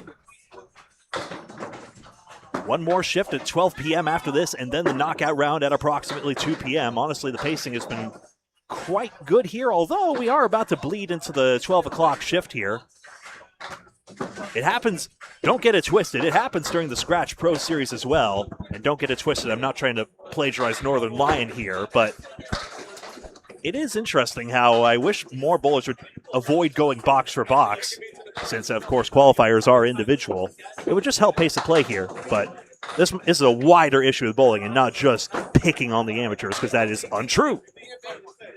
Dan Castle's alongside me as we see the 4-7-10 here for Jocelyn. Well, thanks for starting us out, Greg. I'd like to go visit with the bowlers that I know. I was late, too, had to attend to business. And always good to keep touch, see what they're doing, how they're Get feeling about across this. here! And look at that. What a shot. The 4-7-10 split. What can't Joey do? 40 in a ball. Scratch. And that was textbook how you make that shot. Just watch this. Off the 4. Off the wall. Goodbye, 10. And what's so interesting is there was wood in the gutter usually that stops up that sidewall bounce there, but he went for it and he got it. He made that look easy. Bowls out of Webster Timber Lanes. If you didn't... Hey, Chucky Zanaboni. Another ACSC bowler. Yep, and that was Chuck and Kevin Calcutt that we recently had a playoff match. 2 fill, disappointing half Worcester right for Joey Jocelyn. So he is currently in the lead right now, if my computer will cooperate here. That ball got away from him to the left, so going to have to clean up 6 pins to get a 10. Gerald Hubbard's second place, Dave Yagi third, Maurice Perry fourth, Peggy Donnelly, JT Lyonnaise. Say, don't they share a mixed team Windows source, if memory serves? Zach Goodman and Dan Esdale, 7th and 8th. 7 box for Jocelyn, a 49 half. How does that affect his lead so far? So, well, Jocelyn is 42 pins clear of Gerald Hubbard. He is a lopsided favorite to take on the first one, as we see. So he can afford a bit of a bad half. So who do we have here? Cy Uliano, who will take on John Lascarbo for the B North Conference title in the Atlantic Candlepin Singles Tour. Well, Cy started off with a 110 split. I see Dan Esdale over there on lane 18. Keep an eye on him. Matt DePiro will take on, we now know, Mike Capone after Drew Steele and Rick Santucci saw Mike Capone defeat Peter Jansen at Sawyer's Bowladrome. And here you go, because that match will be 6:30 on Friday at Spare Time, and I will be on the microphone for that one. All right. And hopefully, I haven't confirmed yet, hopefully we'll have Dave Peterson with me. I may have heard a broken pin sound just then, but we'll see on that 10-pin. We saw that pin fragment earlier, and we were speculating about it, but it's so tough to detect otherwise. And even if you notice the broken pin, good luck fishing it out of that machine, which no one should approach unless you have proper training and know where the circuit breaker is. Yeah, well, you can turn off the lanes up back here. Right. There's even a lockout switch as well. You padlock it, in fact. We saw Danny Finn a few years ago get whacked in the head by a sweeper, and that was a scary moment here. And it's the Model E sweep as well, the things that whip down there as well, which is amazing for pace of play, but terrifying to be right next to. Like, you could even sort of hear the clank a bit. Well, we just saw over on lane 20, Calcutt finished with a strike on his 5th box. Jocelyn here will be opening box 2 with a 9 box. He's not Jocelyn, I'm sorry, Uliano with a 19 and through 2. Our friend John Ahern over on lane 18. I'm covering a little bit extra here just for fun. Yeah, sure. And Johnny Ahern with a spare in the first. And he's on lane 18 to the left of our featured lane. John's a fun guy to hang out with. He's been on the broadcast many a time. 6, 7, 10 split for Uliano. Cy Uliano the third also.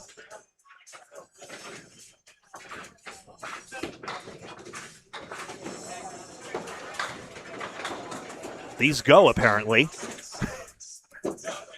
John Ahern coined the term a pillow fight when you've got 2 bowlers having a match with a low score. It's like a kamikaze insult. Well, those are fun matches, too. Sometimes, everybody's all about the high scores, but you get 2 guys up there that are good bowlers and both struggling, and they're maybe all in the 80s, and they're fighting for every pin. Those are exciting games, too. It's like, who's going to break through? Who's going to come out? Could just be a question of getting a mark, or maybe it's a battle of pinning attrition right down the way.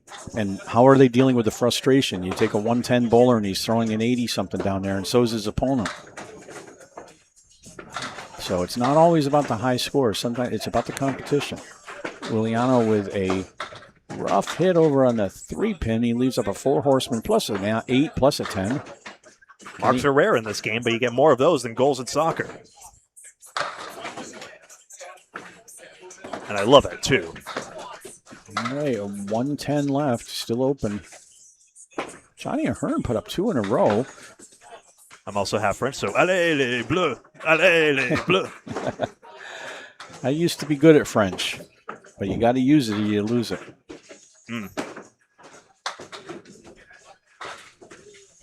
9 box, 37 through 4. Looking for a mark here. Getting a lot of 10s here, if anything. I mean, we've got Jocelyn straight spoiling us, of course, but it is interesting how 9 is the most common box outcome in the Atlantic Candlepin Singles Tour, as opposed to this, the Amateur Candlepin Bowlers Tour. Similar initials. And that's a half booster right. Now, watch lane 20, because Kevin Calcutt's coming up. He put up a big strike in the 5th. So he's coming into the 6th with a fill. Hoping to get over par with the fill. He's a 45 in the 2-ball fill. Par being 10 a box, it's good to be over par in this game. Well, the few times I played golf, I've always been over par, so I thought that was good. I used to think playing Microsoft Hearts that you wanted all the tricks. Whoops. Maybe good at shooting the moon. Uliano with a 7 box and a 44 half. He's not thrilled about that. Now watch Calcutt on 20. That was 5. I didn't know how Minesweeper worked either. The numbers tell you how many mines there are around. I get it now. All right, Calcutt's first ball is on the 3-pin. Just 3 go down, so he did not get it where he wanted it. So, and Jocelyn coming up, 49 at the half. 2-pin hit gets a lot of action, leaves up to 1, 6, 8, 10. Calcutt on your 20. Going for the second ball in the fill. Oh, and that went in the ocean. Didn't catch anything. Live standings available by pulling down the description. You will see this man's name at the top, Joey Jocelyn. Nice bid by Jocelyn on the 1-8-6-10. Thank you also to the Amateur Candlepin Bowlers Tour Facebook page for calling out that it was his high single. Kevin just put up a 10. He really wished that was his second ball because that was a big 10. So closes his first half at 48. Joey Jocelyn at 59 through 6. He's racking up 10s as well. Just had that one tough box. And look at Johnny Ahern on 18. He's closing out his half with a 63. And John's a bowler's averages in the 90s. Oh, hammer time. That was A fast. Bradian strike. That was almost 33-mile-an-hour ball, and they collapsed. Watch this. Goodbye. I'm trying to think there was even. Did the sidewall take anything? Maybe the 10-pin got a little help here? Yeah, you got a little sidewall on the left. That's it, really. Mostly it's just a collapse. The pins surrendered. Calcutt put up another spare in the 7th. It's like that old Mendes animation of the pin getting blown out by a cannon. Like, "Ah!"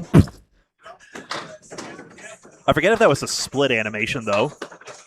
Okay, Jocelyn on a strike. What can he do with it? Can he double? No double, but 4 on the first ball. Alley Cat Lanes in Kingston, Mass, I think is the only remaining one. Don't say Bayberry. They're upgrading their scoring systems. And good for them. I thought Bayberry was going to go with the system in Needham Bowlaway because of the brothers who own it, but no. The Needham Bowlaway computer system will be only at Needham. All right, 7 in the fill and a strike for Jocelyn. He's at 76 through 7. Still leaves up to 147 to attempt for a 10, and he put it through the bunny hole. He went aggressive on the out there, a heat check. He's feeling confident. Sure. You know? He should. Good for him. Go for that shot. Why not? What an amazing day. You just gotta go for it at this point. I mean, this is great bowling, and we're actually seeing his worst string as it stands. Calcutt with another strike on 20. Jocelyn. Oh, that threatened. Leaves up to 247. Calcutt's actually ahead of Jocelyn right now in raw score. Spare attempt. Nope, not that time. Is he running out of gas a little bit? This game does not get easier as you go. I always get sheepish about stating the strenuousness of bowling because I know it's not the most strenuous sport that exists in the world, but those strings wear on you after a while, and it's tough to keep that repeated motion going. There's no doubt, and it's actually tougher on the body for a lot of people, especially if you're doing a lot of competition. Injuries are common in this game. I've had them. Other people have. We've seen a lot of injuries in the ACST this year that were bowling related. Calcutt just about throws a double back door. And the muscle groups you use are uncommon. And actually, it's interesting. Having had some orthopedic issues myself, back in 2010, I had to have my right shoulder operated on. A lot of it was bowling related, and the orthopedic surgeon spent a lot of time examining my bowling style. In fact, I went bowling with him once, and he showed me the strain that it puts on the body, which was really fascinating. Between the arm, the hips, the knee that you slide on, and that kind of stuff. And he correlated it with some different issues I was having. And I said, this isn't that strenuous of a sport. And he says, it's more than you realize. And that is a 100 string for Jocelyn. Especially with the repeated motion there. So repetitive motion. Up to 150 balls you can throw in just this qualifying shift, for example. Asymmetrical exercise. What? You guys can't do lip reading. We were watching your game. Kevin Calcutt's talking to us, said he hopes we weren't lip reading him because he had some words. Yeah. But he put up a 117 game. There is a strict ACBT conduct guidelines. I mean, there actually are, but I'm saying that unseriously. Well, and when I'm bowling, if you're standing next to me and I'm looking forward, you might hear some language. Generally, it's not going to be loud, but Uliano 44 at the half, and he just put it on the head pin, leaves up the 3-5-6 triangle. It is so not a big deal in my view, but they do have some streaming protocols, and one of them is don't expose your belly button. I've seen one foul on that already. I didn't know that one. And spare. Just barely off the wall. Nice shot by Uliano there to get it. There are two other Bs as mentioned as well, but you can go on the Amateur Candlepin Bowlers Tour Facebook page and see them for yourself. Well, it took me a while to stop calling the gutter the channel the gutter. Sorry, which way around? The channel, we were told to call it the channel, not the gutter. Still comes out. So that's apparently an ICBA style guide change that might come at some point. The rules only say gutter, but right. As long as, and I've talked a lot about, it would be nice to change go over the rule book and just update it to current day norms as well. If we want to call it a channel, put it in the rule book. Right now, gutter ball is the only terminology. Well, it yeah, uses. channel ball, that doesn't sound right. That sounds like you're fishing. It is in the duck pin rule verbatim, and to your point, I don't think it makes sense. 8 fills for 62 through 6, and a miss a spare opportunity. And Juliano has a 9 box. And that puts him at 71 through 7. He's up over par, as we've mentioned before. So Joey Jocelyn, by the way, ends up on a 630 scratch total. 740 handicap, which is what counts today. That's huge. In ACST competitions, some other competition, we've seen a few 700 series. We saw Jeremy Seaholm do it last year. So, I mean, there is a higher ceiling for pro bowlers, but... That was scratch, no handicap. And those are exciting. Again, everything is relative here. And now, Juliano's got an interesting leave here. This is a 9-10. That's a split. Look at that wood. That's angled that it might just work to take that 9-10 if he plays it right. And he's too far down on it. But I was thinking you catch that slanted piece on the red line, you might just get it. Now he's got just a 10-pin alone. You should shoot that straight at the 10-pin. What's he going to do? He's using a wood, and it did not work for him.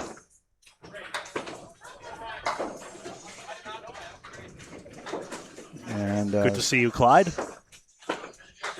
And everyone watching on as well. Yeah, good to see Nova Scotia represented today.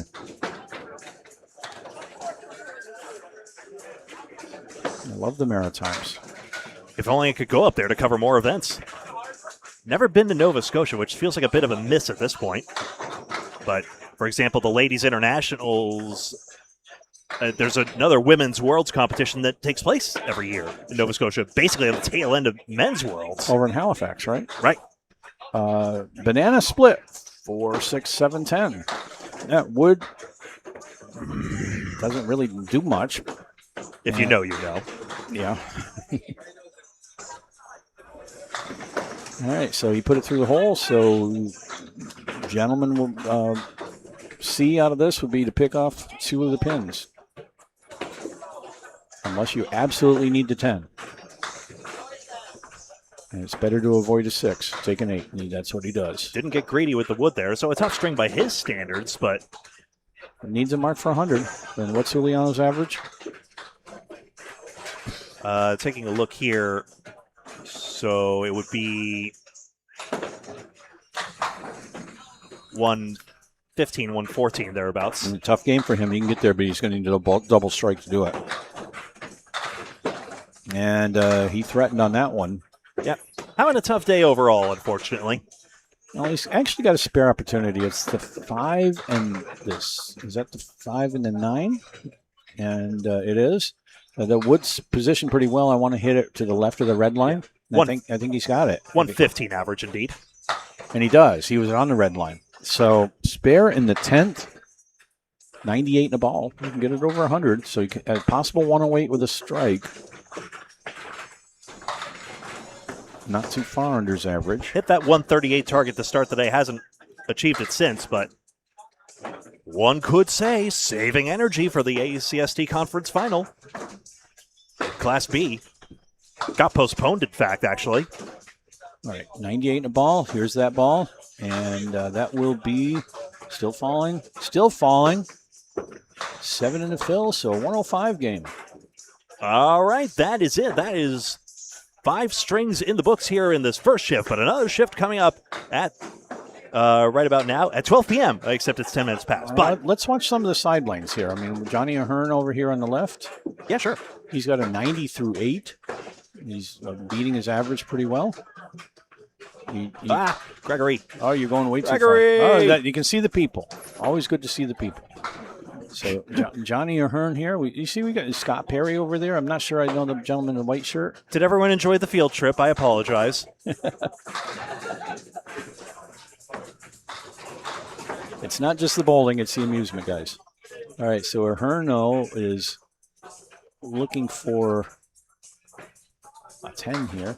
Johnny and Ahern and I have an interesting history. So we've bowled against each other in the ACST, and the first time, it was his first year in the ACST, and it was like my 4th or 5th. And I was looking, before our match, and at that time, his average is pretty low, and I thought this would be an easy match. I've got a good chance of taking 10 or 14 from John. Out of the 14 possible. Right. Because my average was like 6 or 8 pins higher than his. And he comes in and he threw his best 5 ever. And he took 12. And I'm just like, this is unbelievable. I mean, he's just killing me here. I had one good game in that, but the rest of it was just like the John Ahern show. I'm like, where was that? How dare he? All right, a strike with a pin. That's fun. It was off camera because we turned it. Ahern is shooting at the 1-5-10. He only picked off the 10. David Braid literally can't not throw strikes. He didn't even try. Just returning a pin, and all of them go down. Man, it's going to be ridiculous once he dials in. Ahern with a 1-5 for his last ball. And it'll be his last ball of that game for a 105 game. Not terrible for Johnny Ahern. A couple other lanes in action as well, but a bit far away. Yeah, I see Scott Perry bowling. Who else do I see? Palladino. We can take a look here, see some scores that drop in. You can see both those guys going. Maurice Perry ends up on 702, so... Yeah, I don't want to bowl Maurice when he's like that. It's possible someone could throw a 160 handicap or something like that. Dave Yeage's been good. We don't know his final score. And then, yeah, Goodman and Perry is still there. So, yeah, we'll keep this live just a little longer just to see if these scores go in, and you can follow along with us as well by clicking on the link. And we're mildly amusing sometimes, too, just to the dialogue. Greg, I haven't had a chance to work with you in a while, and I love working with you. My pleasure as well, Dan. Always nice to have you alongside. That is Don Palladino, just with a lot less hair. Don't question me about the presence of hair. No aspersions intended. It's all right.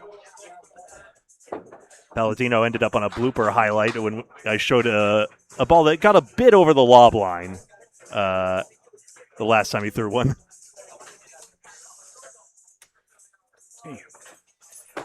I think there are a lot. You're looking good. Maurice Perry here. Maurice, you want to say hi? Oh, hello, everybody. It's good to be here today. Great job, guys. I know you guys are doing a great job. Appreciate that. Our pleasure. You're confident in this. I appreciate that. Great bowling. You really bowled well. Oh, thank you. Thank you. I've been throwing a good ball lately. I'm very happy about that. I'm glad I don't have to face you, even though I like the ice cream. You'll come back strong. You'll come back strong, he says. What a guy. He's a gentleman and a half. I love Maurice. I can't think of anybody that doesn't like Maurice. One box remaining on the last lane here is seeing scores pop in still. Still don't see Dave Yeage's score. That's one I'm massively curious about because he's been having a good day. Had a 159 third and a 158 fourth. Stand by, folks, while I refresh. Our chat room has gotten quiet, so the party needs to get going again here. Well, another stream will be starting in just a moment for the 12 o'clock qualifier. And, yes, indeed, he ends up with a 120, does Yeage. So he ends up, 110. It just updated. I got a little too jumpy on the score entry there. Joey Jocelyn, 740. Gerald Hubbard, 714. Maurice Perry, 702. Dan Esdale, 693. Peggy Donnelly, 682. AC Lyonnaise, 678. Justin Lyonnaise. Becky Wright, 676. And Dave Yeage, 675. No one else likely to catch as well. And that is that. We will be back with another stream soon, so please like and follow on Facebook and subscribe and hit the bell icon on YouTube so that you're in the know about our future streams. And until then, for Dan Castle,